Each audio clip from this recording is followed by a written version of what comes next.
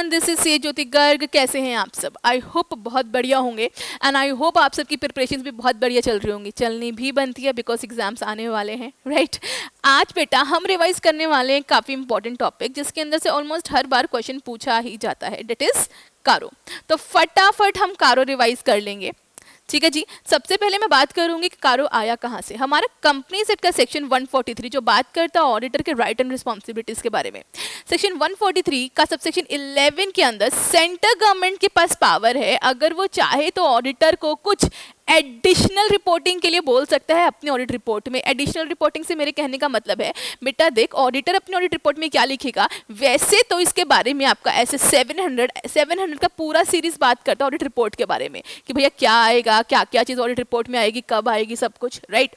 लेकिन section 143 subsection 11 बोलता है कि ऑडिटर सेंट्रल गवर्नमेंट अगर चाहे तो वो ऑडिटर को एडिशनल रिपोर्टिंग, मतलब ऐसे 700 वाला रिपोर्ट तो जाएगा, इसके साथ कुछ एडिशनल रिपोर्टिंग के लिए भी बोल सकती है। तो भैया इसी पावर को एक्सरसाइज करते हुए सेंट्रल गवर्नमेंट ने नोटिफाई किया कारो को, राइट?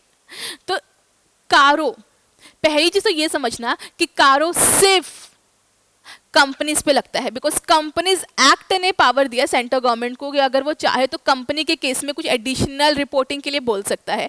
तो पहली चीज याद रखना कि कारो सिर्फ एप्लीकेबल है कंपनीज के ऊपर। वो भी क्या सारी कंपनीज पे एप्लीकेबल है? नहीं, कुछ स्पेसिफिक कंपनीज के ऊपर कारो एप्लीकेबल है।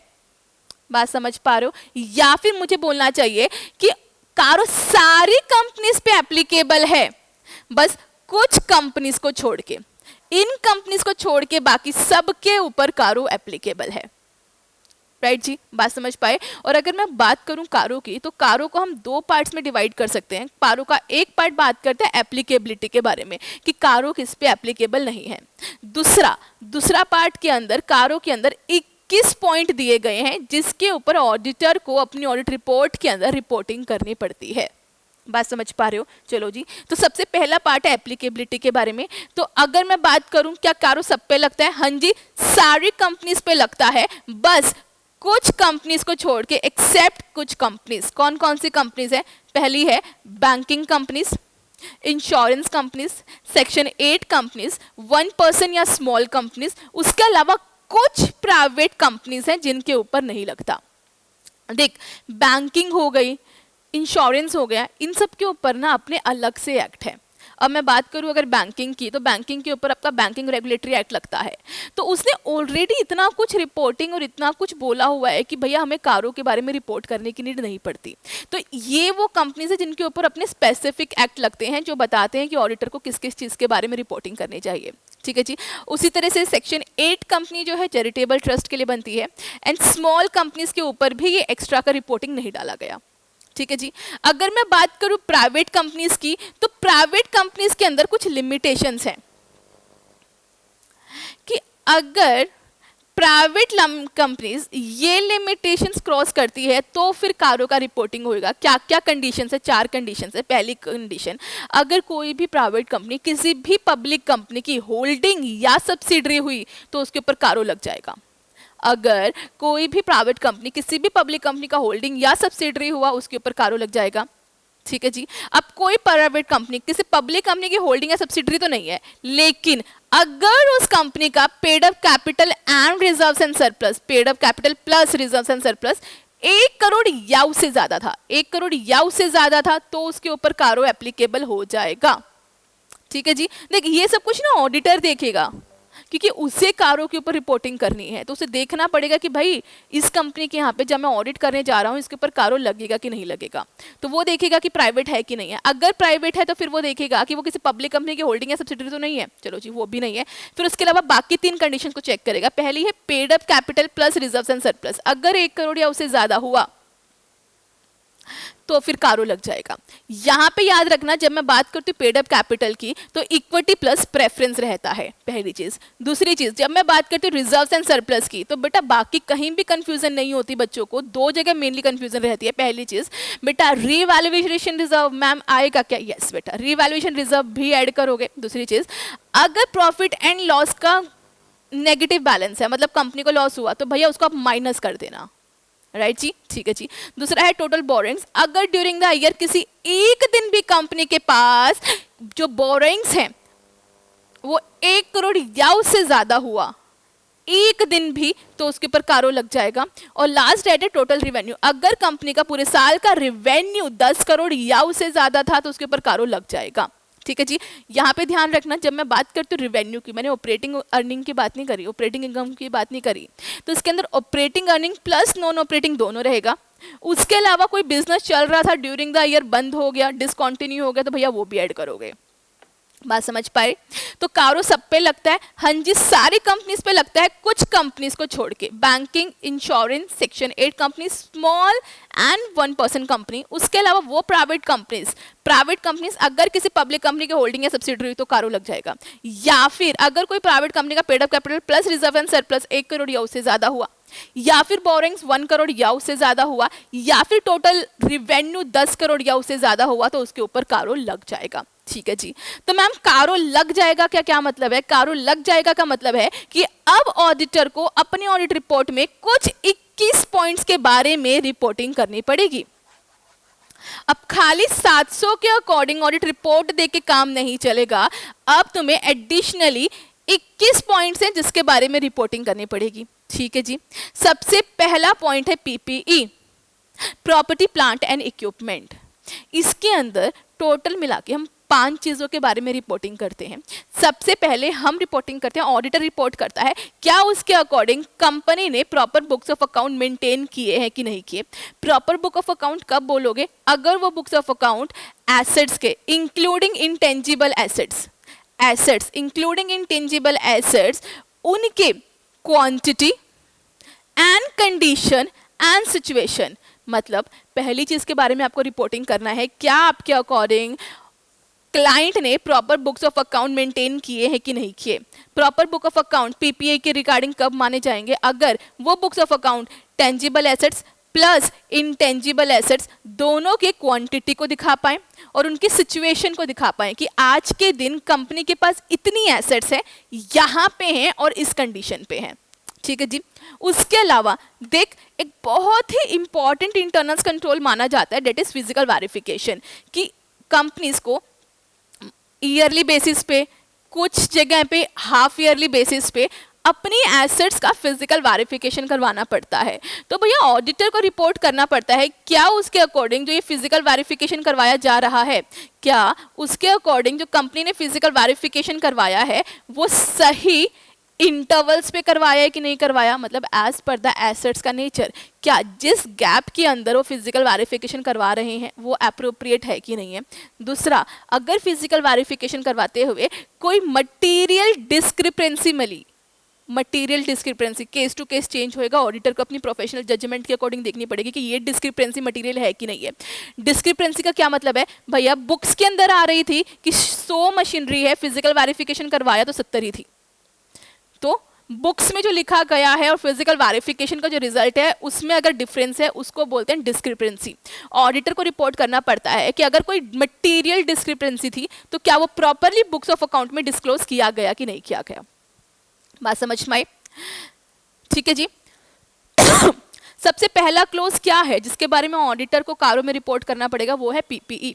पीपीई के बारे में 5 बातों के बारे में रिपोर्ट करना है। पहली चीज, proper book of account maintain है कि नहीं है, टेंजिबल और इंटेंजिबल एसेट्स दोनों के बारे में। दूसरा, जो फिजिकल वेरिफिकेशन हो रहा है वो रीजनेबल इंटरवल्स पे हो रहा है कि नहीं हो रहा, और फिजिकल वेरिफिकेशन करते हुए अगर कोई मटेरियल डिस्क्रिपेंसी मिली तो क्या वो प्रॉपर तरीके से बुक ऑफ अकाउंट में डिस्क्लोज है या नहीं है।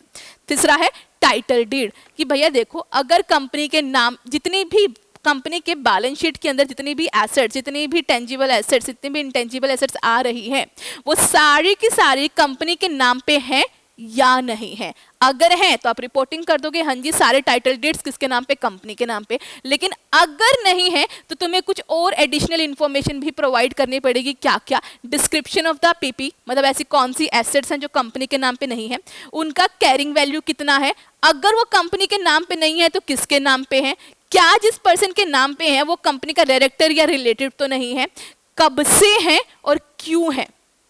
बात समझ पा रहे हो? ठीक है जी।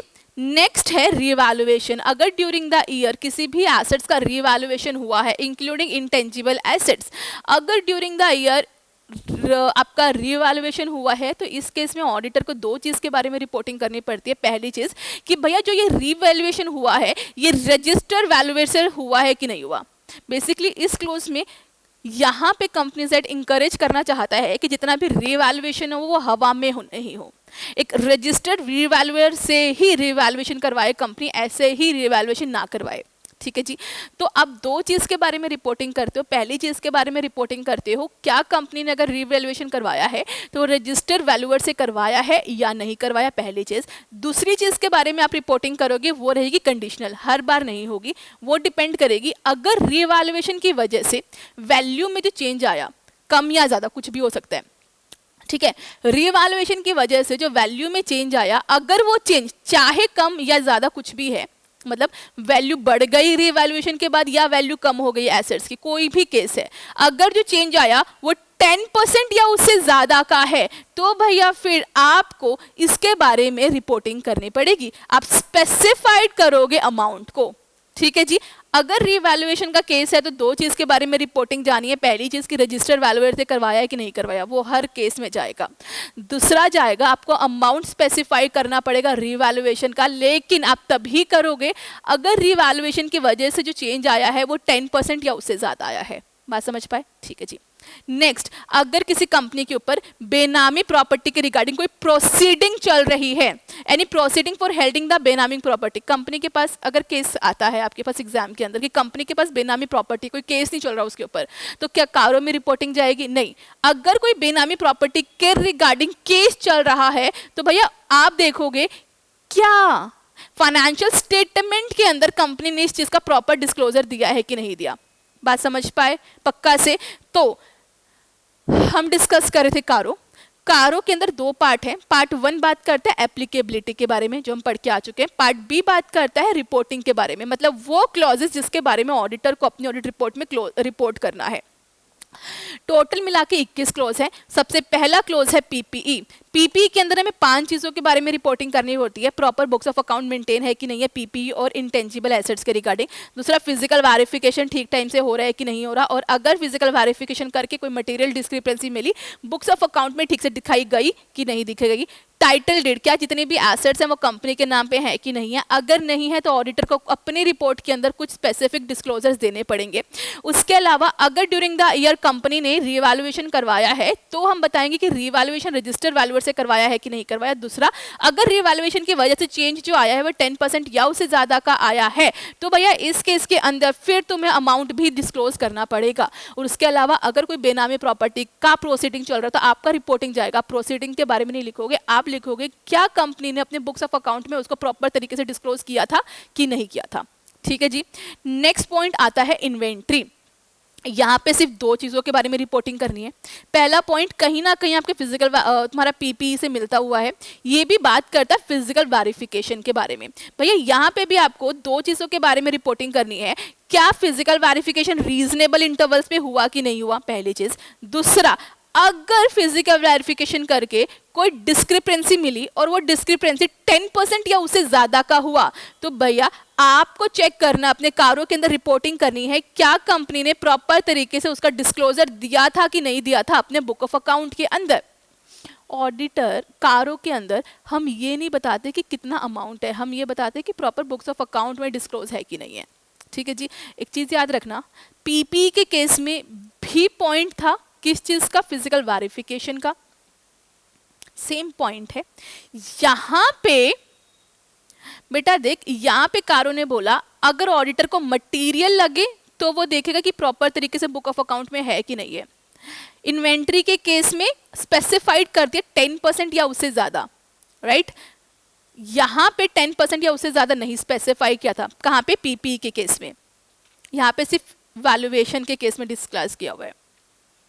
इसका रीज़न ही है बेटा, देख फिजिकल एसेट्स तो बहुत महंगी भी आती है।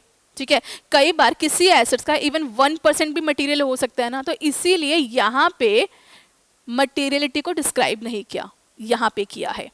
राइट तो पहला हमें रिपोर्टिंग करना इन्वेंट्री के केस में कि जो फिजिकल वेरिफिकेशन हुआ रीजनेबल इंटरवल्स पे हुआ है कि नहीं हुआ। दूसरा, अगर मटेरियल डिस्क्रिपेंसी है, बुक्स में जो आ रहा है और फिजिकल वेरिफिकेशन करके जो रिजल्ट निकला, दोनों के बीच में डिफरेंस है और वो डिफरेंस 10% या उससे ज़्यादा है, तो आप चेक करोगे, आप अपने कारों में रिपोर्ट करोगे क्या ऑडिटर, क्या कंपनी ने ठीक से डिस्क्लोजर दिया था या नहीं दिया था डिस्क्रिपेंसी के बारे में। ठीक है जी।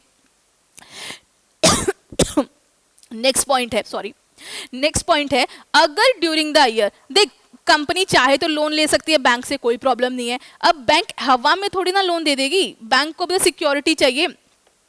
तो बहुत बार कंपनीज क्या करती हैं, लोग अपनी इन्वेंट्री को एज ए सिक्योरिटी बना के लोन ले लेते हैं। तो अगर आपके क्लाइंट ने भी लोन लिया है अपनी इन्वेंट्री को एज ए सिक्योरिटी बना के, और वो लोन का अमाउंट है 5 करोड़ से ज़्यादा, 5 करोड़ तक नहीं, 5 करोड़ से ज़्यादा, तो भैया आपको रिपोर्टिंग करनी पड़ेगी। किस चीज़ के बारे में? आपको चेक करना पड़ेगा होता क्या है।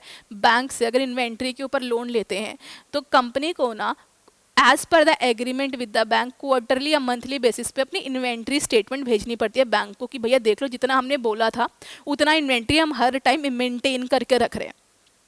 ठीक है जी। तो आपको एज ए ऑडिटर चेक करना पड़ेगा जो क्वार्टरली बेसिस पे जो ये इन्वेंट्री स्टेटमेंट गई थी बैंक के पास और बुक्स ऑफ अकाउंट में जो अमाउंट आ रहा था क्वार्टरली बेसिस पे, उनके बीच में कोई डिफरेंस तो नहीं है। जो बैंक के पास गया और जो बुक्स ऑफ अकाउंट में था सेम था कि नहीं था। अगर 5 करोड़ से ज्यादा का लोन ले रखा वर्किंग कैपिटल के ऊपर, तो भैया आप चेक करोगे कि जो ये क्वार्टरली बेसिस पे बैंक के पास इन्वेंट्री स्टेटमेंट गई उसमें दिया गया अमाउंट और बुक्स ऑफ अकाउंट में जो अमाउंट आ रहा था वो सेम था कि नहीं था। अगर नहीं था तो फिर आप कारों के अंदर उसका डिटेल दोगे कि भैया ये वाला अमाउंट बुक्स में इतना था, बैंक के पास इतना भेजा है, विद रीजंस। बात समझ पाए? तो inventory clause number 2 is about inventory. Inventory के अंदर हमारे पास 2 रिपोर्टिंग जाएंगी, एक तो फिजिकल वेरिफिकेशन के रिगार्डिंग और दूसरा अगर इन्वेंट्री को एज ए लोन बना, एज ए सिक्योरिटी बना के लोन दिया है तो भैया उसके ऊपर हमें रिपोर्टिंग करनी है। ठीक है जी। नेक्स्ट आता है लोन या एडवांसेस। अगर ड्यूरिंग द कंपनी ने जो लोन, एडवांसेस और इन्वेस्टमेंट किए हैं उसके रिगार्डिंग रिपोर्टिंग। बेटा देख, close number 3 and close number 4 दोनों ही बात करता है लोन, एडवांसेस एंड इन्वेस्टमेंट्स के बारे में। ठीक है, सबसे पहले मैं बात करूंगी क्लोज नंबर 4 की। क्लोज नंबर 4 ने बात करी है, मैं टोटल मिला के अगर देखा जाए तो क्लोज नंबर 3 के अंदर हमारे पास टोटल मिला के 6 रिपोर्टिंग आती हैं। ठीक है, लेकिन ना मैं ना इस रिपोर्टिंग को 3 पार्ट में डिवाइड कर देती हूँ। पहली 2 रिपोर्टिंग आती हैं किस चीज़ के बारे में, ड्यूरिंग द ईयर जितने भी नए, ड्यूरिंग द ईयर कंपनी ने जितने भी नए न्यू लोन या एडवांसेस दिए हैं उसके रिगार्डिंग। ठीक है, तो हम देखते हैं कंपनी ने जितने भी लोन या एडवांसेस दिए हैं ड्यूरिंग द ईयर उनका अमाउंट कितना था, दूसरा बैलेंस शीट डेट पे कितना आउटस्टैंडिंग है। ड्यूरिंग द ईयर कंपनी ने जितने भी लोन या एडवांसेस दिए, इन्वेस्टमेंट नहीं, लोन या एडवांसेस दिए हैं, उनका अमाउंट कितना था और बैलेंस शीट डेट पे कितना आउटस्टैंडिंग है। हो सकता है ड्यूरिंग द ईयर 10 लाख रुपए दिया हो, 5 लाख वापस आ गए हो, तो आप दोनों बताओगे ड्यूरिंग द ईयर कितना था और उसमें से कितना बैलेंस शीट डेट पे आउटस्टैंडिंग है। इसको आप 2 कैटेगरी में डिवाइड कर दोगे, इसमें से कितने लोन कंपनी ने अपनी होल्डिंग सब्सिडरी जॉइंट वेंचर्स को दिए और कितने अदर्स को दिए हैं। बात समझ पाए पक्का से? तो जितने भी नए लोन्स हैं उनके रिगार्डिंग आपको पहले रिपोर्टिंग करनी है किस चीज़ के बारे में, एग्रीगेट अमाउंट और आउटस्टैंडिंग अमाउंट, उसमें से कितने होल्डिंग सब्सिडरी को दिए और कितने अदर्स को दिए, पहला रिपोर्टिंग। दूसरा, जितने भी नए loan, advances, guarantee and investments हैं उनकी टर्म्स एंड कंडीशन चेक करोगे कि वो कंपनी को प्रेजुडाइज मतलब हार्म तो नहीं पहुंचा रही है। ठीक है जी, पहले तो रिपोर्टिंग है न्यू लोन एडवांसेस के रिगार्डिंग। नेक्स्ट 2 रिपोर्टिंग किस चीज़ के बारे में, वो है रेगुलरिटी, कि भैया लोन एडवांसेस दिए, इन्वेस्टमेंट दिए तो उनसे जो पेमेंट आनी चाहिए उसमें रेगुलरिटी है कि नहीं है। अगर कोई भी अमाउंट आउटस्टैंडिंग है 90 डेज से ज़्यादा, इंटरेस्ट आना था लोन के ऊपर, 90 दिन हो गए अभी तक नहीं आया, 90 डेज से ज़्यादा हो चुके हैं, तो आप देखोगे कंपनी ने रिकवरी के लिए रीजनेबल स्टेप लिए कि नहीं लिए। बेटा यहाँ पे याद रखना, रीजनेबल स्टेप का ये मतलब नहीं है सिर्फ हम लीगल स्टेप की बात कर रहे हैं, रिमाइंडर्स भी डाले हैं तो वो भी रीजनेबल स्टेप में आएंगे। ठीक है जी। लास्ट के तो जो पॉइंट है वो मुझे लगता है रीपेमेंट के रिगार्डिंग। पहले 2 पॉइंट है नए लोन के रिगार्डिंग, नेक्स्ट 2 पॉइंट है रेगुलरिटी के रिगार्डिंग, लास्ट के 2 पॉइंट मुझे लगता है किस चीज़ के रीपेमेंट से रिलेटेड है। पहला पॉइंट है कंपनी ने कोई लोन या एडवांसेस दे रखा था पुराना, इस साल उसका पेमेंट आ जाना चाहिए था, हुआ क्या, पेमेंट तो आई नहीं, उसकी जगह कंपनी ने क्या किया, उनको रिन्यू कर दिया या एक्सटेंड कर दिया। रिन्यू का क्या मतलब है, 10 लाख की पेमेंट आनी थी, कंपनी ने क्या किया, 12 लाख का लोन दे दिया कि काम कर 10 लाख तो इससे पेमेंट कर दो, 2 लाख और बाद में कर दियो, या एक्सटेंड कर दिया, आज पेमेंट आनी थी 2 साल और बढ़ा दिया। अगर ऐसा कुछ भी है तो भैया आपको इन सारे अमाउंट को डिस्क्लोज करना पड़ेगा अपने कारों के अंदर, राइट। उसके अलावा कंपनी ने कोई लोन या गारंटी दिया है without any specification of term या फिर रीपेमेंट ऑफ डिमांड, कि कुछ भी नहीं बताया कि रीपेमेंट कब आना है, बस लोन दे दिया और बोला जब भी हमें चाहिएगा हम आपको मांग लेंगे, डिमांड कर लेंगे। अगर कोई लोन प्रोवाइड किया है विदाउट स्पेसिफाइंग एनी टर्म्स या पीरियड या फिर रीपेमेंट ऑफ डिमांड, अगर ऐसा कोई भी लोन ड्यूरिंग द ईयर दिया है तो का ऑडिटर को अपनी कारों के अंदर बताना पड़ेगा कि टोटल अमाउंट कितना है ऐसे लोन्स का और वो टोटल लोन्स का कितना परसेंटाइल है, ठीक है जी, जो without specified the repayment of period है। क्लियर, बात समझ पाई। तो पॉइंट नंबर 3 के अंदर हमें रिपोर्टिंग करनी है कारों के लोन या एडवांस एंड इन्वेस्टमेंट के बारे में।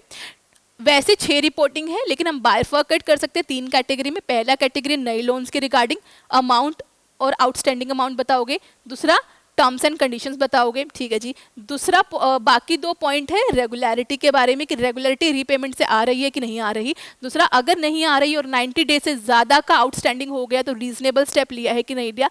नेक्स्ट 2 पॉइंट बात करता है नए जो रीपेमेंट के रिगार्डिंग, ठीक है जी, बात समझ पाए। चलो जी, मैंने आपको कहा था आपका close number 3 and close number 4 दोनों ही बात करता है लोन एडवांसेस एंड गारंटी के बारे में। क्लोज नंबर 3 था बहुत प्रैक्टिकल वन। क्लोज नंबर 4 बात करता है कंप्लायंसेस के बारे में। बेटा देख, कंपनीज एक्ट का सेक्शन 143 एंड 146 बात करते हैं लोन एडवांसेस गारंटी के बारे में। उस 184 बोलता है, I am sorry, section 185 and 186 दोनों ही बात करता है लोन एडवांसेस और गारंटी के बारे में और इन्वेस्टमेंट्स के बारे में। जैसे वो बोलता है कि भाई किसको लोन दे सकते हो, लोन देने के लिए रेजोल्यूशन पास करवाना पड़ेगा कि नहीं करवाना पड़ेगा, किसके पास पावर है। इसी तरीके से 186 बात करता है कि भैया इन्वेस्टमेंट कौन कर सकता है, कंपनी कितनी इन्वेस्टमेंट्स कर सकती है, किसकी अप्रूवल लगेंगी। तो भैया आप देखना अगर ड्यूरिंग द ईयर जितने भी loan advances guarantee security investment है उन सब के रिगार्डिंग कंपनीज एक्ट का सेक्शन 185 और 186 अगर लगना चाहिए था उनके साथ कंप्लाई हुआ है या नहीं हुआ। अगर नहीं हुआ तो डिटेल बताओगे, ठीक है जी। उसी तरीके से क्लोज नंबर 5 भी कंप्लाइंस क्लोज बोलूंगे मैं इसे। यहाँ पे हम ये देखते हैं कंपनीज एक्ट का सेक्शन 73 टू 76 बात करते हैं पब्लिक डिपॉजिट के बारे में, जो बेसिकली ये आइडेंटिफाई करता है कि कौन सी कंपनीज पब्लिक डिपॉजिट दे सकती है, देने से पहले क्या रिस्पॉन्सिबिलिटीज हैं। तो देखना अगर पब्लिक डिपॉजिट लिया है तो सेक्शन 173 से लेकर 76 तक सारे सैंक्शन के साथ कंप्लायंट है कि नहीं है, और अगर नहीं है तो उसके बारे में बताओगे। उसके अलावा अगर कोई भी NCLT, RBI का या फिर कंपनी लॉ बोर्ड का कोई भी ऑर्डर आया है रिगार्डिंग द पब्लिक डिपॉजिट, मान लीजिए कंपनी ने पब्लिक डिपॉजिट ले रखा था, इंटरेस्ट पे करना था, नहीं किया, NCLT ने नोटिस कर दिया कि अपनी प्रॉपर्टी बेच के इंटरेस्ट पे करो, ठीक है जी। तो भैया आपको चेक करना है अगर कोई भी ऑर्डर आया है पब्लिक डिपॉजिट से रिलेटेड उसके साथ कंप्लाई किया या नहीं किया, ठीक है जी। नेक्स्ट है कॉस्ट रिकॉर्ड। कंपनीज एक्ट का सेक्शन 148 बात करता है cost records and cost audit के बारे में। हमें यहाँ पे सिर्फ रिपोर्टिंग करनी है किस चीज के बारे में, याद रखना, सिर्फ कॉस्ट रिकॉर्ड्स के बारे में, कि जिन कंपनीज के कॉस्ट रिकॉर्ड्स बनाने थे क्या उन कंपनीज ने कॉस्ट रिकॉर्ड्स बनाए या नहीं बनाए। कॉस्ट ऑडिट के बारे में सेक्शन बात नहीं करता, ठीक है जी। नेक्स्ट है स्टैट्यूटरी ड्यूज, जितने भी लीगल पेमेंट्स हैं जैसे टैक्स की पेमेंट हो गई या एम्प्लॉयज का EF PF है, ये सारी लीगल रिस्पॉन्सिबिलिटीज हैं पे करना। तो आपको चेक करना है कि लीगल रिस्पॉन्सिबिलिटीज स्टैट्यूटरी ड्यूज पे करते हुए कंपनी रेगुलर थी या नहीं थी। यहाँ पे हम जितने भी ड्यूज हैं उसको 2 कैटेगरी में बांट देंगे, डिस्प्यूटेड एंड अनडिस्प्यूटेड। अगर मैं बात करूँ डिस्प्यूटेड की, डिस्प्यूटेड का मतलब है कि हमने बोला कि हमें टैक्स पे करना है 10,000 रुपए, गवर्नमेंट करिए नहीं जी आपको 15,000 पे करना है, डिस्प्यूट है। अगर इतने डिस्प्यूटेड हैं तो आप उनका अमाउंट बताओगे कि कितने स्टैट्यूटरी ड्यूज डिस्प्यूट में पड़े हुए हैं और किस फोरम में, मतलब किस लेवल पे है। ऐसा नहीं आपके क्लाइंट के दिमाग में है बस, भाई केस भी तो चलना चाहिए, फोरम का मतलब है किस लेवल पे है, NCLT में है, कोर्ट में है, ठीक है जी, वो चीज। अनडिस्प्यूटेड, अनडिस्प्यूटेड का मतलब है आप बोल रहे हो मुझे 10,000 देने, गवर्नमेंट भी कह रही है 10,000 देने, तो भैया दे के खत्म करो। आप बताओगे जितने भी अनडिस्प्यूटेड है वो सब रेगुलरिटी से पेमेंट हो रही है कि नहीं हो रही है, ठीक है जी। राइट आपको सिर्फ बताना रेगुलर है या नहीं है। अमाउंट स्पेसिफाइड करना होगा बहुत स्पेसिफिक केस में कि कितना एरियर में है। अमाउंट स्पेसिफाइड करोगे अगर बैलेंस शीट डेट मतलब 31 मार्च के दिन कोई स्टैट्यूटरी ड्यूज कोई लीगल रिक्वायरमेंट का पेमेंट आउटस्टैंडिंग है और उसको आउटस्टैंडिंग हुए 6 महीने हो गए on the balance sheet date, मतलब 31 मार्च के दिन उसको आउटस्टैंडिंग हुए 6 महीने हो चुके हैं, मतलब मैं ये बोल सकती हूँ कि 31 अगस्त के बाद भी अगर किसी पेमेंट की पेमेंट करनी किसी लीगल रिक्वायरमेंट की लीगल ड्यू की पेमेंट करनी थी, नहीं करी, 6 महीने हो जाएंगे 31 मार्च तक, तो भाई इतने जितने भी ड्यूज हैं इन सबके अमाउंट भी लिखने पड़ेंगे। कोई स्टैट्यूटरी ड्यूज है 2 महीने से आउटस्टैंडिंग है, पेमेंट करनी थी जनवरी में नहीं करी, तो 31 मार्च के दिन आप सिर्फ कारों में लिखोगे क्या कि इरेगुलरिटी है, अमाउंट लिखने की नीड नहीं है। अमाउंट सिर्फ स्पेसिफाई करना है ऐसी इरेगुलरिटीज के रिगार्डिंग जहां पे उसको आउटस्टैंडिंग हुए 6 महीने हो गए। 6 महीने कहां पे? बैलेंस शीट डेट पे। बात समझ पाए? ठीक है जी। नेक्स्ट है अनडिस्क्लोज्ड इनकम।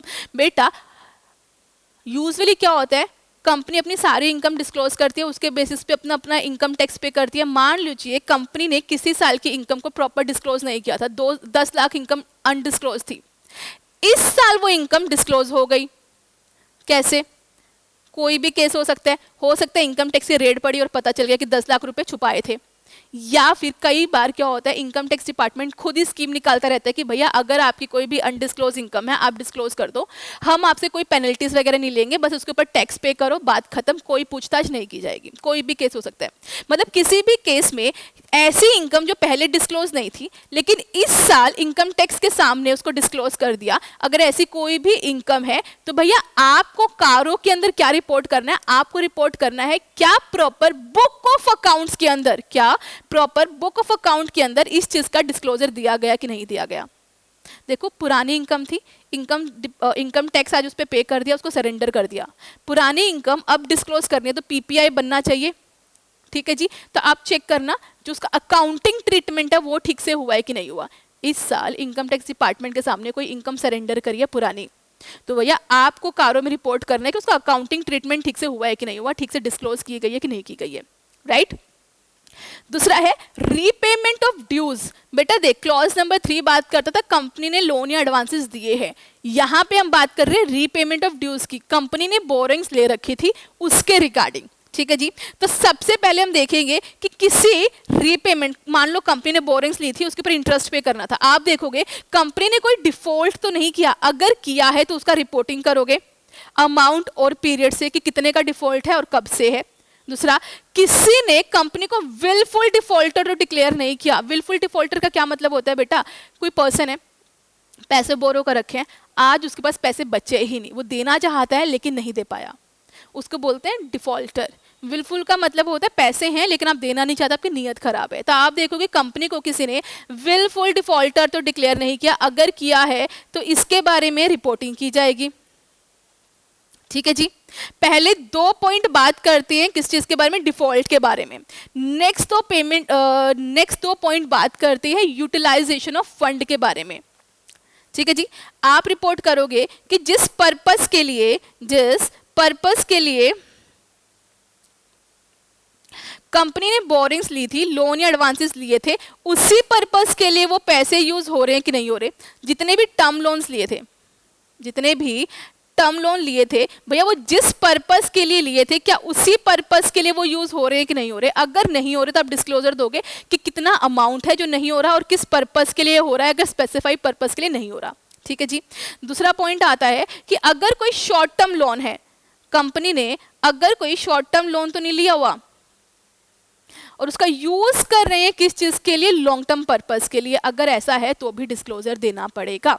अगर कंपनी ने कोई शॉर्ट टर्म लोन लिया है तो आप चेक करोगे उसका यूटिलाइजेशन किस चीज के लिए हो रहा है, लॉन्ग टर्म पर्पस के लिए तो नहीं हो रहा। बेटा देख, आपने लोन लिया कि मैं 1 साल बाद वापस कर दूंगा, आपने उससे क्या किया, कोई एफडी में डिपॉजिट करवा दिया जो 6 साल बाद मैच्योर होगी, तो यहाँ पे ना प्रॉब्लम आ जाती है। आप पूछोगे आप ये पैसे कहाँ से वापस करोगे, इसलिए बोला जाता है देख long term loan short term purpose के लिए करो कोई प्रॉब्लम नहीं है, लेकिन शॉर्ट टर्म लोन्स अगर आप लॉन्ग टर्म के लिए करते हो तो उसका रीपेमेंट में प्रॉब्लम आ सकता है। इसलिए बोला गया कि अगर कंपनी ने कोई भी शॉर्ट टर्म लोन लिया है तो आप रिपोर्टिंग करोगे अगर उसका यूज हो रहा है लॉन्ग टर्म पर्पस के लिए, अमाउंट लिखोगे और पर्पस लिखोगे। ठीक है जी, लास्ट के 2 पॉइंट है किस चीज के बारे में। पहला पॉइंट, अगर फंड लिया है कंपनी ने, लेकिन किसके लिए, ताकि वो अपनी सब्सिडरी या जॉइंट वेंचर के ऑब्जेक्टिव को फुलफिल कर सके। पैसे उठाए किसने मार्केट से, कंपनी ने, किसके लिए, अपनी सब्सिडरी या जॉइंट वेंचर के लिए। तो भैया अगर ऐसा केस है, सब्सिडरी या जॉइंट वेंचर के ऑब्लिगेशंस को फुलफिल करने के लिए लोन उठाया है, तो आपको वो अमाउंट और उस नेचर ऑफ ट्रांजेक्शन बताना पड़ेगा। ठीक है जी। दूसरा पॉइंट, देख कंपनी को लोन चाहिए, लोन बैंक से लेगी तो बैंक को कुछ तो सिक्योरिटी चाहिए ना। तो यहाँ पे कंपनी ने क्या किया, अपनी सब्सिडरी या जॉइंट वेंचर के अंदर जो इन्वेस्टमेंट थी उसको एज ए सिक्योरिटी बना के लोन ले लिया। अगर ऐसा केस है तो हम अब अमाउंट स्पेसिफाई करोगे। क्लियर, बात समझ पाए। तो क्लॉज नंबर 9 ने बात करी बोरिंग्स के बारे में, अगर कंपनी ने बोरिंग्स ले रखी है। ठीक है जी। तो यहाँ पे टोटल मिला के 6 पॉइंट है, लेकिन हम वही 3 कैटेगरी में डिवाइड कर देंगे। पहले 2 पॉइंट बात करते हैं डिफॉल्ट के बारे में, दूसरा पॉइंट बात करते हैं यूटिलाइजेशन ऑफ फंड के बारे में, लास्ट के 2 पॉइंट बात करते हैं किस चीज के लिए, जॉइंट वेंचर और सब्सिडरी से रिलेटेड। ठीक है जी। चलो नेक्स्ट है application of money arise from the IPO and FPO. अगर ड्यूरिंग द ईयर, देख कंपनी को फंड चाहिए, अब या तो वो बैंक से लोन लेगी, किसी थर्ड पार्टी से लोन लेगी, उसके बारे में हम पढ़ के आ चुके हैं पॉइंट नंबर 9 में, या फिर वो क्या करेगी, अपने सिक्योरिटीज इशू करेगी, अपने शेयर्स इशू करेगी। ठीक है जी। तो पॉइंट नंबर 10 बात करता है यूटिलाइजेशन ऑफ फंड की। तो अगर कंपनी ने प्राइवेट प्लेसमेंट या प्रोफेशनल प्लेसमेंट के अकॉर्डिंग फंड रेज किया है, तो आप देखना कि जिस पर्पस के लिए फंड रेज किया उसी पर्पस के लिए यूज हुआ है कि नहीं हुआ। दूसरा, कंपनी का सेक्शन 42 बात करता है प्राइवेट प्लेसमेंट एंड तुम्हारा प्रोफेशनल अलॉटमेंट के बारे में। तो अगर प्राइवेट या फिर प्रोफेशनल अलॉटमेंट है तो देखना कंपनीज एक्ट के सेक्शंस की के साथ भी कंप्लायंस हो रहा है कि नहीं हो रहा। ठीक है जी। दूसरा, अगर कंपनी ने आईपीओ या एफपीओ के थ्रू फंड रेज किया है, तो यहाँ पे भी आप देखोगे कि जो पर्पस है वो जिस पर्पस के लिए बोला गया था उसी पर्पस के लिए यूज हो रहा है या नहीं हो रहा। क्लियर। चलो क्लोज नंबर 11 काफी इंपॉर्टेंट, फ्रॉड से रिलेटेड है। ठीक है जी। अगर ड्यूरिंग द ईयर कोई भी फ्रॉड हुआ, any fraud by the company या फिर on the company, notice fraud. बेटा देख, जब भी मैं बात करूंगी कारों के अंदर फ्रॉड के रिपोर्टिंग के बारे में, मैं साथ में आपको याद दिलवाना चाहूंगी हमारा सेक्शन 143 सबसेक्शन 12 जो बात करता है फ्रॉड के बारे में। सेक्शन 143 सबसेक्शन 12 बोलता है कि ऑडिटर का रिस्पॉन्सिबिलिटी है कि ऑडिट करते हुए अगर किसी भी फ्रॉड के बारे में पता चलता है या डाउट होता है, मतलब फ्रॉड हुआ है ये पता चले या डाउट है कि शायद यहाँ पे फ्रॉड हुआ है, तो उसे रिपोर्टिंग करनी पड़ती है। ठीक है जी। लेकिन कारों के अंदर क्या है, अगर ड्यूरिंग द ईयर कोई फ्रॉड कंपनी ने किया है या कोई फ्रॉड कंपनी पे हुआ है एंड इट इज नोटिस्ड, हम सिर्फ उन्हीं फ्रॉड के बारे में कारों के अंदर रिपोर्टिंग करेंगे जो ड्यूरिंग द ईयर नोटिस हुए हैं, जो पक्का पता है कि फ्रॉड हुआ है। डाउट है कि शायद फ्रॉड हुआ है, उसके बारे में हम कारों में रिपोर्ट नहीं करेंगे। बात समझ पाई।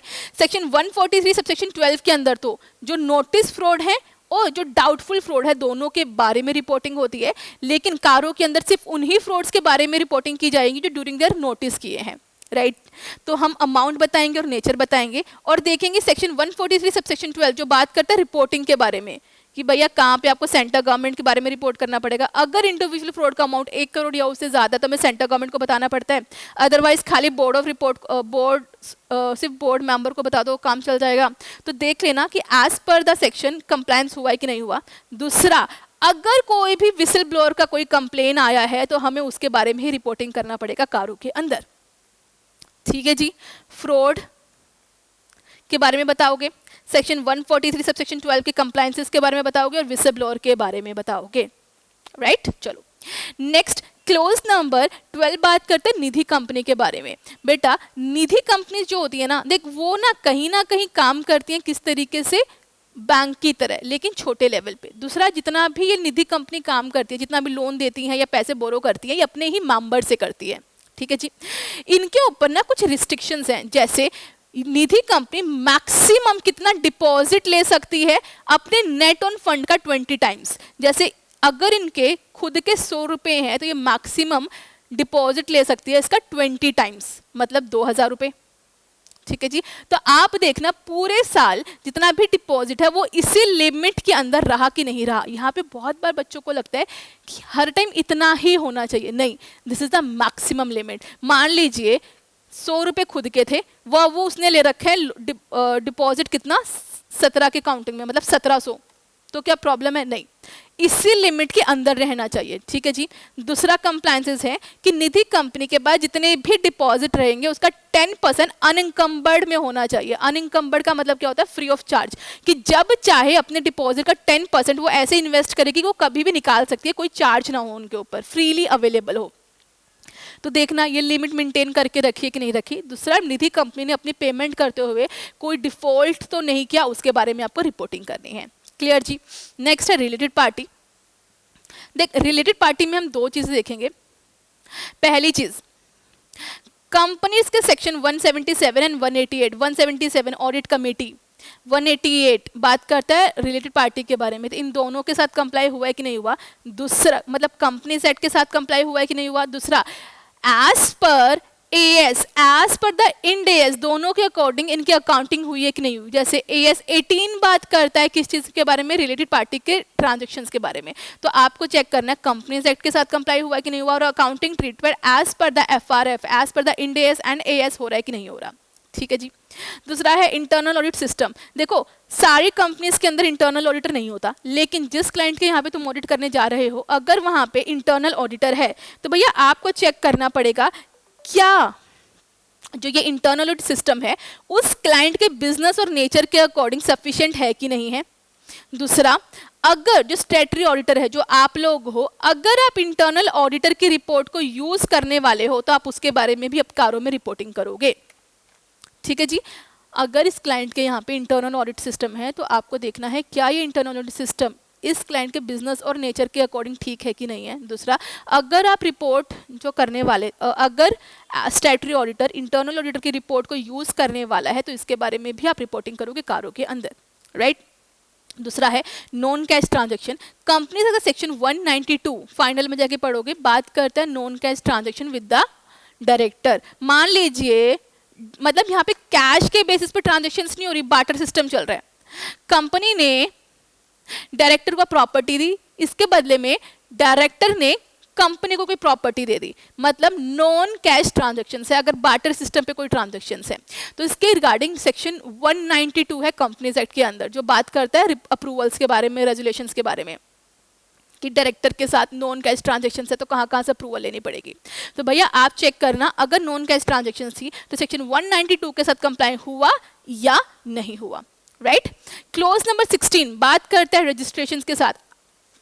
ये बेसिकली क्लोज लगता है एनबीएफसीज के ऊपर, ठीक है जी। इंडिया के अंदर एनबीएफसीज तभी काम कर सकती हैं अगर वो आरबीआई से अपना रजिस्ट्रेशन ले। तो आपको चेक करना है कि जहां उनको रजिस्ट्रेशन की नीड थी 45 IA के अंदर, क्या वहां से रजिस्ट्रेशन लिया कि नहीं लिया। ऐसा तो नहीं है कोई एनबीएफसी या हाउसिंग फाइनेंस एक्टिविटी बिना रजिस्ट्रेशन के काम कर रही हो, इसके बारे में रिपोर्टिंग करोगे, ठीक है जी। बात समझ पाए। इसके अलावा देख बेटा, एनबीएफसीज ना कई तरह की होती हैं और वो किस तरह की होंगी ये डिपेंड करेगा कि वो क्या काम कर रही हैं, ठीक है जी। कुछ एनबीएफसीज होती हैं जो भैया जो सिर्फ लोन देती है ऐसी कंपनी, मतलब ऐसे लोगों को जो घर बना रहे हैं, ठीक है।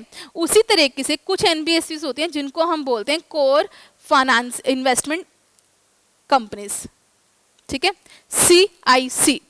कौन सी एनबीएफसीज को हम CIC बोलते हैं भैया? जिनका 90% या उससे ज्यादा का सारा अमाउंट किस में होता है? इन्वेस्टमेंट के अंदर, पहली चीज। दूसरा, ये लोग इन्वेस्टमेंट भी कहाँ करते हैं? अपने ही ग्रुप कंपनीज के अंदर।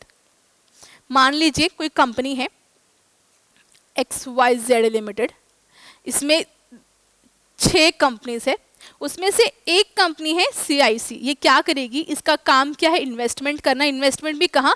अपनी ही कोर कंपनीज के अंदर। जैसे XYZ के अंदर 6 कंपनीज है, उसमें से एक है एनबीएफसीज, बची कितनी? 5 कंपनीज। तो ये जो एनबीएफसीज ने इन्वेस्ट किया हुआ है अपनी ही इन 5 कंपनीज के अंदर, ठीक है जी। तो आपको चेक करना है जो कंपनीज अपने आप को CIC कह रही है, क्या वो CIC के क्राइटेरिया को फुलफिल कर रही है कि नहीं कर रही। और कई बार RBI एग्जम्प्ट कर देता है कि ठीक है आप ये क्राइटेरिया भी पूरा फिलफिल नहीं कर रहे, लेकिन फिर भी आप अपने आप को CIC बोल सकते हो। तो देख लेना, अगर ऐसा कोई एग्जम्पशन है या रजिस्ट्रेशन के रिगार्डिंग कोई एग्जम्पशन है तो उन एग्जम्पशंस को फुलफिल कर रहे हैं कि नहीं कर रहे, ठीक है जी। आपको चेक करना है अगर कोई कंपनी अपने आप को सीआईसी बोल रही है तो क्या वो एक्चुअल में सीआईसी है या नहीं है, और अगर आरबीआई ने उसको कोई एग्जाम्पशंस दी थी तो उस एग्जाम्पशन के साथ कंप्लाई हो रहा है कि नहीं हो रहा। ठीक है जी, पहली चीज़। दूसरा, और कई बार क्या होता है एक ग्रुप में एक से ज़्यादा सीआईसी है, जैसे हमारे ग्रुप में मैंने बोला कि 5-6 कंपनीज थी, उसमें से एक सीआईसी थी, लेकिन हो सकता है कि एक से ज़्यादा सीआईसी हो, वो दोनों ही कंपनी क्या करेंगी, अपने ही ग्रुप के अंदर इन्वेस्ट करेंगी। ठीक है जी। तो अगर किसी क्लाइंट के यहाँ पे एक से ज़्यादा सीआईसी है तो आप टोटल नंबर ऑफ सीआईसीज इंडिकेट करोगे, राइट। चलो जी, नेक्स्ट क्लोज आता है क्लोज नंबर 17, जो बात करता है कैश लॉसेस के बारे में। बात करना सिर्फ हम कैश लॉसेस के बारे में बात कर रहे हैं। अगर किसी कंपनी के करेंट ईयर और प्रीसीडिंग ईयर दोनों सालों में, इस साल भी और पिछले साल भी, अगर कैश लॉसेस है, इस साल है खाली, पिछले साल नहीं थे, तो क्या रिपोर्टिंग जाएगा? नहीं। इस साल प्लस पिछले साल, दोनों साल अगर हैं तो हमें टोटल अमाउंट इंडिकेट करना पड़ेगा। याद रखना यहाँ पे सिर्फ कैश लॉस की बात कर रहे हैं, ऑपरेटिंग लॉसेस की नहीं कर रहे। ठीक है, सिर्फ कैश लॉस इस साल और पिछले साल। दूसरा है रेजिग्नेशन ऑफ स्टैट्यूटरी ऑडिटर। भैया आप इस साल कारों में रिपोर्ट कर रहे हो, मतलब आप इस साल के ऑडिटर हो, लेकिन हो सकता है हुआ क्या था, इस साल आपसे पहले कोई और ऑडिटर था, उसने ड्यूरिंग द ईयर अपना ऑफिस छोड़ दिया, उसकी जगह पे आप आए हो, मतलब आपने कैजुअल वैकेंसी फिल करी है। ठीक है जी। अगर आपसे पहले इस साल कोई और ऑडिटर था, उसने रिजाइन कर दिया, कैजुअल वैकेंसी अराइज हो गई, तो अगर आप उसकी जगह पे आए हो तो भैया आपको कारों के अंदर रिपोर्ट करनी पड़ेगी कि जो ये ऑडिटर गया था, अगर जाने से पहले इसने कोई भी इशू रेज किया था, कोई भी मैटर रेज किया था, क्या आपने उसको प्रॉपर तरीके से हैंडल किया या नहीं किया। बात समझ पाए? मतलब इस साल आपने अगर कैजुअल वैकेंसी फिल करी है तो आपसे पहले जो ऑडिटर रिजाइन होके गया है, उसने अगर कोई इशू रेज किया था, आपको रिपोर्टिंग करनी है क्या आपने उसे प्रॉपर तरीके से हैंडल किया या नहीं किया। बात समझ पा रहे हो? चलो जी, नेक्स्ट रिपोर्टिंग काफी इंटरेस्टिंग सी रिपोर्टिंग है। बेसिकली हम यहाँ पे रिपोर्ट करेंगे कि हमारे अकॉर्डिंग कंपनी अपनी जो कमिंग ईयर, नेक्स्ट ईयर में जितनी भी लाइबिलिटीज हैं उनको पे ऑफ करने में कैपेबल है। ऑडिटर को कारों में रिपोर्ट करना है कि no material uncertainty exist as balance sheet date about the meeting its liability. Balance sheet date के दिन जितनी भी लाइबिलिटीज है उनको पे ऑफ करने के लिए वो कैपेबल है या नहीं है, इस चीज के बारे में रिपोर्टिंग। कि बैलेंस शीट डेट के अंदर जितनी, देख बैलेंस शीट बना, एसेट्स होता है, लाइबिलिटी होता है, तो हमें रिपोर्टिंग करनी है कि ये बैलेंस शीट के अंदर जितनी भी लाइबिलिटी आ रही है क्या इन्हें हमारी कंपनी पे ऑफ कर पाएगी कि नहीं कर पाएगी, राइट जी। और इसके लिए कारों ने ये भी बताया कि रिपोर्टिंग क्या करनी है, और उसने ये भी बोला ये रिपोर्टिंग करने के लिए आपको क्या क्या चेक करना पड़ेगा। आपको चेक करने का डिफरेंट डिफरेंट फाइनेंशियल रेशियोज, ठीक है जी, जैसे अर्निंग पर शेयर हो गया, वर्किंग कैपिटल रेशियो हो गया, इन्वेंट्री टर्नओवर रेशियो हो गया, ठीक है जी। Different different financial ratio check करोगे।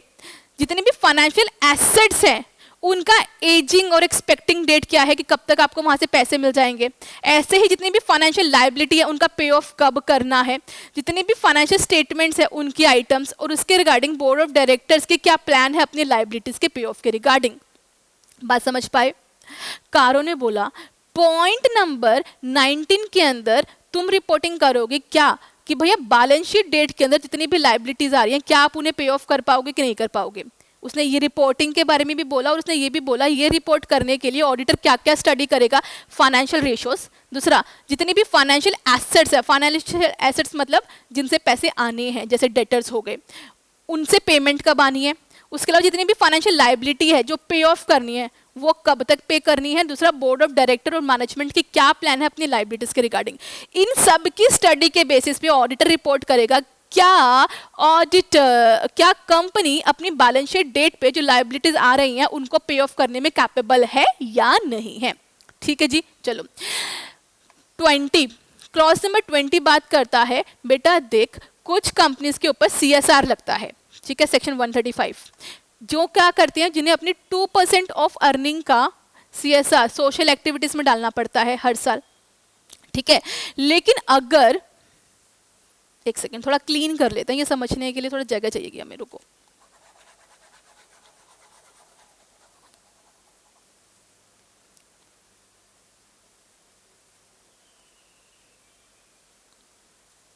देख एज पर 135 कंपनीज जिसके ऊपर 135 लगता है उनको अपनी अर्निंग का कुछ शेयर CSR में डालना पड़ता है हर साल।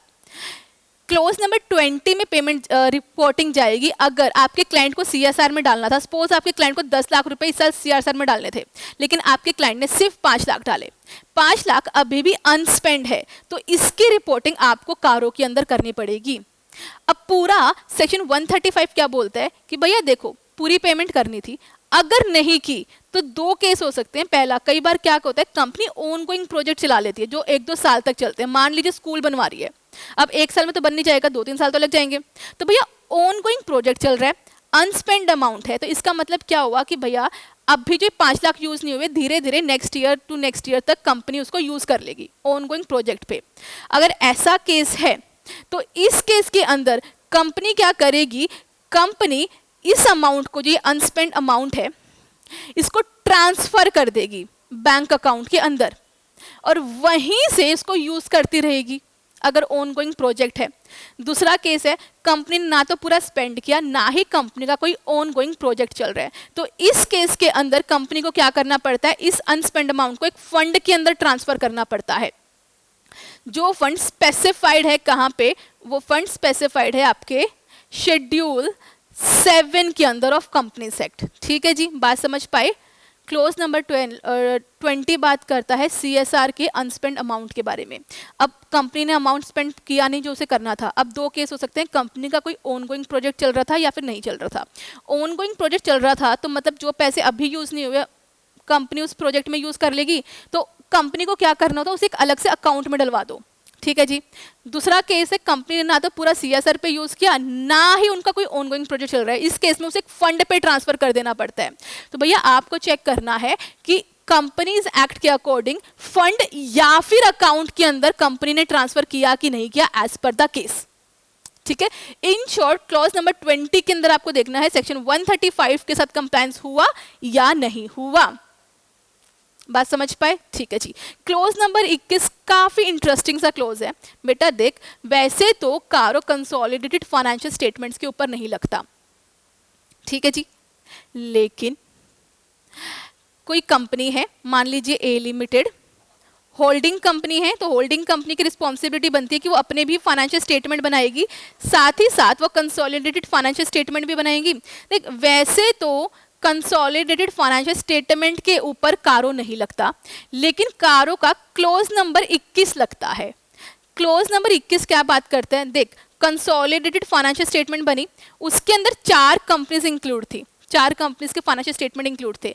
देख, इन कंपनीज के अपने इंडिविजुअल बुक ऑफ अकाउंट भी बने होंगे, इंडिविजुअल ऑडिट भी हुआ होगा और इन सब के ऊपर कारो भी गया होगा, हो सकता है। ठीक है जी। तो हमें कंसोलिडेटेड फाइनेंशियल केस में पूरा का पूरा कारो के ऊपर रिपोर्टिंग नहीं करना, हमें सिर्फ एक शेड्यूल बनाना है क्लोज नंबर 21 के अकॉर्डिंग, जहां पे ये बताएंगे कि हमारी कंसोलिडेटेड फाइनेंशियल स्टेटमेंट के अंदर जितनी भी कंपनीज आ रही हैं उनमें से किन किन कंपनीज के कारो के अंदर कोई क्वालिफिकेशन था, कोई एडवर्स कमेंट था किसी भी पॉइंट के अंदर, हम सिर्फ उसकी लिस्ट बना के देंगे। सपोज 4 कंपनीज थी जो कंसोलिडेटेड फाइनेंशियल स्टेटमेंट के अंदर आ रही थी, उसमें से कंपनी 1 के अंदर क्लोज नंबर 2 के अंदर क्वालिफिकेशन थी, कंपनी बी के अंदर क्लोज नंबर 7 के अंदर क्वालिफिकेशन थी। तो हमें बस लिस्ट बनानी है कि जो हमारी कंसोलिडेटेड कंपनीज है उसमें से किस किस कंपनी के कारो के अंदर कोई भी क्वालिफिकेशन दी गई, उस क्लोज के बारे में लिखना है। बात समझ पाए? चलो जी बेटा, ये था आपका पूरा का पूरा कारो, ये थे 21 पॉइंट जिसके बारे में ऑडिटर को रिपोर्ट करना पड़ता है अपनी ऑडिट रिपोर्ट के अंदर, अगर उस कंपनी के ऊपर कारो एप्लीकेबल है। अच्छा, कारो की रिपोर्टिंग कहाँ पे जाती है? देख, SS 700 बात करता है ऑडिट रिपोर्ट के बारे में, तो भैया कारो का जो रिपोर्टिंग जाता है वो जाता है ऑडिटर रिस्पॉन्सिबिलिटी पैराग्राफ के बाद, ठीक है, और सेड से पहले। सेड मतलब सिग्नेचर, एड्रेस और डेट, इससे पहले। बात समझ पाए? Audit report, auditor responsibility paragraph के बाद कारो की रिपोर्टिंग जाएगी, उसके बाद आपका सेड आएगा। बात समझ पा रहे हो पक्का से? चलो जी, तो इन 21 पॉइंट्स के बारे में ऑडिटर को अपनी ऑडिट रिपोर्ट में रिपोर्ट करना पड़ेगा अगर उसके ऊपर कारो एप्लीकेबल है। और एक और चीज याद रखना कि अगर ऑडिटर किसी भी पॉइंट के ऊपर नेगेटिव कमेंट करता है तो उसे विद रीजन देना पड़ेगा कि उसने यहाँ पे नेगेटिव क्लोज क्यों किया।